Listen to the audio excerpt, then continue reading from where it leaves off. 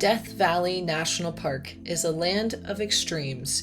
It is the hottest, driest, and lowest national park in the United States. Temperatures in the summer months here can reach well over the 100-degree Fahrenheit mark, and parts of this park are below sea level. Death Valley National Park is located in the eastern side of California. This is one of the largest national parks in the US. It is actually the largest national park in the lower 48 states, with over 3 million acres and 5,300 square miles. Because this is such a massive park, a lot of the things that you can see here are really spread out, and it could be a several-hour drive to some of these locations. So planning ahead is helpful for seeing all the things you want to do if you have a limited amount of time in the park. We visited Death Valley National Park in June of 2022, which is usually not recommended because temperatures are exceeding 100 degrees Fahrenheit or 38 degrees Celsius by 10 a.m. So what we did is went out at sunrise and we left the park by 10 a.m. every day, with the exception of coming back into the park to drive through Artist Palette for sunset. It's recommended to visit Death Valley National Park in the spring when temperatures are more mild in the day, and you might get a bit of a rainstorm and some flowers might pop up. If you're super lucky, you may encounter a super bloom where massive fields of wildflowers come into bloom. In this video, I'm going to talk about 10 things you can do in Death Valley National Park. While you're here, make sure you hit the subscribe button so you don't miss any more of our fun travel adventures like this one. Number 1 on this list is Zabriskie Point. This is closer to the eastern side of the park. If you are traveling and entering the park from Pahrump, this is going to be one of the first viewpoints you'll see when you're entering the park. The walk to Zabriskie Point is just a short walk up a paved pathway uphill to a viewpoint. This walk offers stunning views of the surrounding colorful Badlands and the valley out in the distance. In addition to the short walk to Zabriskie Point, there are several hikes that go through this area, including the Badlands Loop Trail, which can take you on a 2.5-mile loop right down into the Badlands and back up to Zabriskie Point. I would recommend visiting Zabriskie Point either in the morning or closer to sunset because the play of light from an angle on the Badlands is stunning. Next on our list are the Mesquite Flat Sand Dunes. This area is located farther west along Route 190 if you're coming from Zabriskie Point. If you're coming from the west, these sand dunes are located just east of Stovepipe Wells. The Mesquite Flat Sand Dunes are named from the mesquite trees that grow in this area. These sand dunes are fun to explore, but keep in mind that in the summer months it's not safe to be out there after 10 a.m. There isn't a straightforward trail to follow per se. You can follow the GPS route marked on all trails. I have a link for that in the description under this video, and I do recommend following some type of GPS path just so you can find your way back to the parking lot easily, because once you're out there on the dunes, you lose view of the parking lot, and you definitely do not want to get stuck out there with a limited amount of water. These dunes are beautiful. As you're walking on them, some parts of the dune are a little softer and some parts of the dune are a little more compact. So I recommend wearing shoes, knowing that you might get sand in them.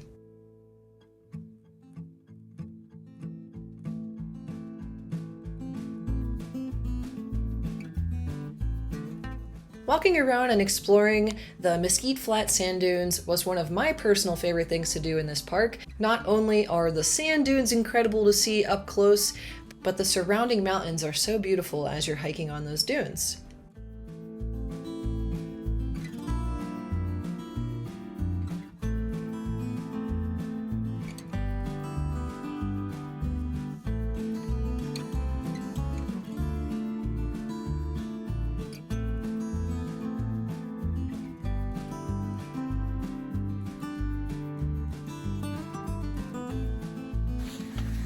We're hiking the Mesquite Flat Sand Dune Trail right now. And it's like, what is it, like 8:30 a.m.? 10 after 8. It's 10 after 8 a.m. and it's already almost 100 degrees. Next on our list is the Salt Creek Interpretive Trail. This is something that I was really looking forward to, but I did not get out of our vehicle when we got to the trailhead, and I'm going to tell you why in a minute. If you're coming from the Mesquite Flat Sand Dunes, you're just going to head east, and then there's a dirt path that takes you down to this trailhead. When we got to the trailhead, I was looking forward to doing this nice boardwalk hike and reading all the plaques about the ecosystem and the environment, but we were stopped due to my fear of horseflies.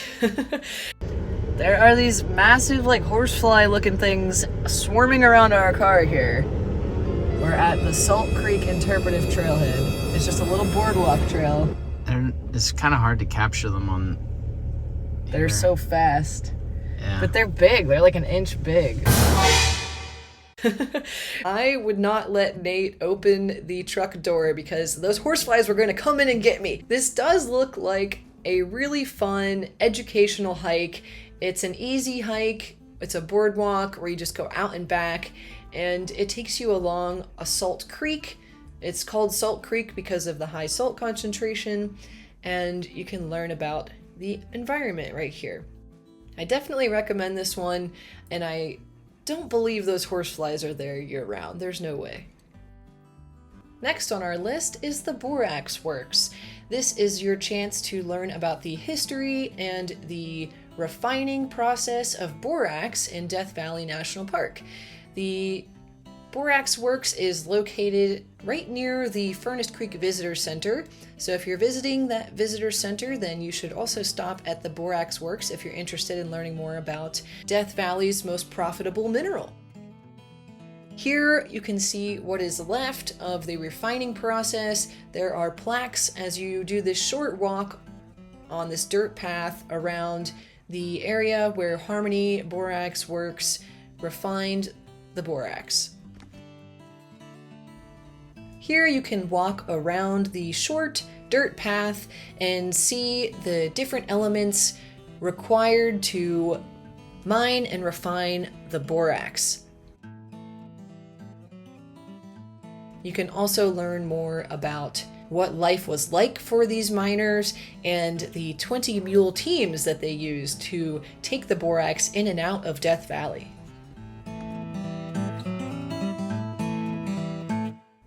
And as I mentioned, this is so close to the visitor center, you really should stop by there. There are restrooms, it's an air-conditioned facility, so it feels really nice when you're inside the visitor center, and you can learn more about the geology and the plants and animals that live in the park.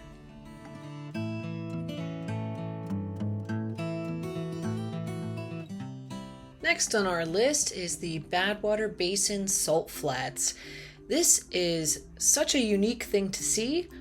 It was my first time seeing anything like this in real life. The Badwater Basin area got its name apparently from a donkey of a surveyor that came here and refused to drink the water, so they called it Badwater.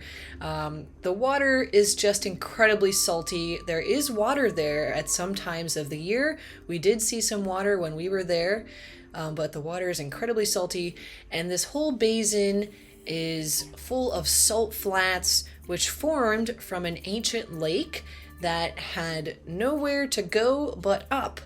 The water all evaporated over time, leaving behind all of the salts and sediments that came in with the water. The minerals you'll find in Badwater Basin include calcite, gypsum, borax, and sodium chloride, which is just your table salt. There is a boardwalk right near the parking lot. If you continue past the boardwalk area and walk about a mile out and start to head off to the right or left from that main open pathway, you'll start to see some of the salt polygons where they form these like hexagonal or octagonal shapes where there's just like a crust layer around each of the salt flats. And it looks so cool, especially up close. You can see each individual little crystal.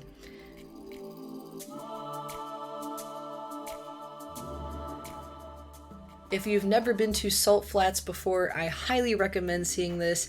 It is incredible.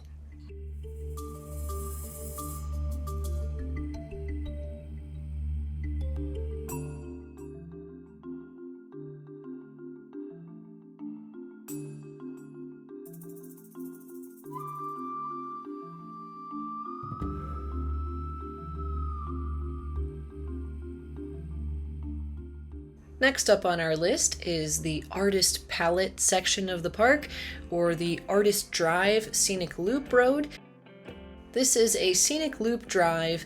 The entrance is just a few miles north of Badwater Basin along Badwater Road, and the drive is a one-way road that is only 8.5 miles, but it could take you about a half hour to do this scenic drive as the speed limit is very low and there are a lot of winding turns with a narrow clearance from left to right. You have to go pretty slow around some of those curves so you don't run into any of the rock formations.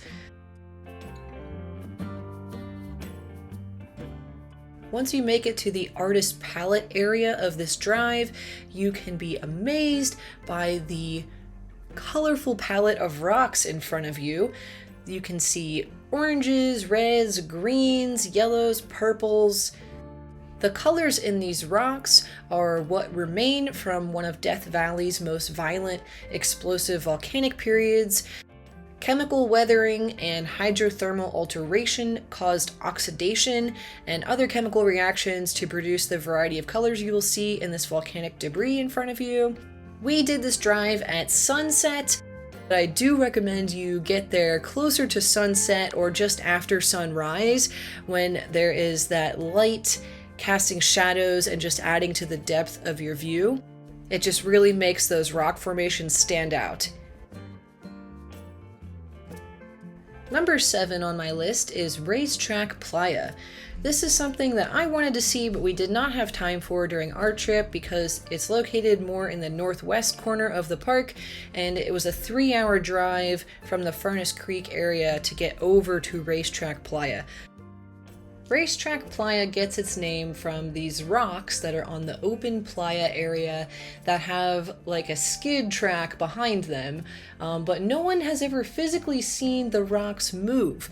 So scientists in 2013 and 2014 did some monitoring of the movement of the rocks, and they were able to determine that with enough rain, the playa becomes more like a very shallow lake, and really cold winter nights freeze the surface of that lake into a sheet of floating ice, embedding the rocks. And then in the morning, when the ice starts to break up, a steady breeze might catch one of the floating ice sheets and starts to push it sideways along with the rock that's embedded in that ice sheet. And then the ice melts, and then you get that little skid mark behind the rock, and it looks like the rock just moved on its own.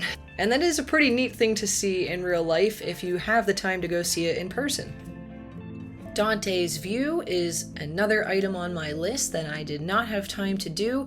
This is one of the best viewpoints in the park. According to the Park Service website, you are basically at the higher elevation up on the mountain looking over at the Badwater Basin area, the salt flats down in the valley in front of you.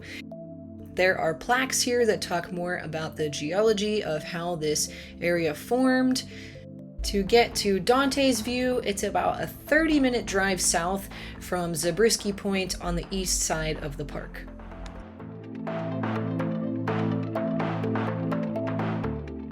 Number 9 on our list is the Ubehebe Crater. Hopefully I said that correctly. This is a volcanic crater formed only 2,000 years ago. If you have time to visit this, it's located about an hour and 10 minutes north of the Furnace Creek Visitor Center. Last but not least, we have the Natural Bridge Hike. This is an out and back hiking trail Located about 10 minutes north of the Badwater Basin area off of Badwater Road. This hike is just over a mile out and back. It's considered easy to moderate, and it takes you to a natural land bridge formed by erosion. As a bonus item, you should check out Devil's Hole. This is a detached unit of Death Valley National Park located in the Ash Meadow Wildlife Refuge. This is a geothermal cavern system over 500 feet deep, totally filled with water, and it is home to an endangered Devil's Hole pupfish. Pupfish depend on the constant 93-degree Fahrenheit temperature of the water in this cavern, in addition to the algae, invertebrates, and other microorganisms in the shallow rock shelf in the pool. Because of the conservation efforts to keep these pupfish around and trying not to disturb their habitat, you cannot enter the pool. It is all fenced off, so you're recommended to bring binoculars so that if you want to see pupfish, you can see them with binoculars. A couple other tips before visiting this national park are to fuel up before you enter the park. When we went to Death Valley in June of 2022, gas was available in the Furnace Creek area, but it was over $9 per gallon. As I'm recording this video in September of 2022, there has been a lot of recent flood activity in Death Valley National Park. This is not the usual circumstance for August and September, but they are getting a lot of flooding right now. So make sure you check the current conditions of road closures and other conditions in the park before entering so that you know what is open and how you're going to access all of these things you want to see. In addition, if you visit Death Valley in the summer months, make sure you bring a lot of water and sunscreen and you're not out there by yourself after 10 a.m. People do die in this national park from heat stress, and you do not want to be one of them. So just be prepared before you go. Other than that, it is a beautiful, incredible, diverse national park, and I hope you have an amazing time on your visit. Thanks for watching. Have a great day, and happy travels!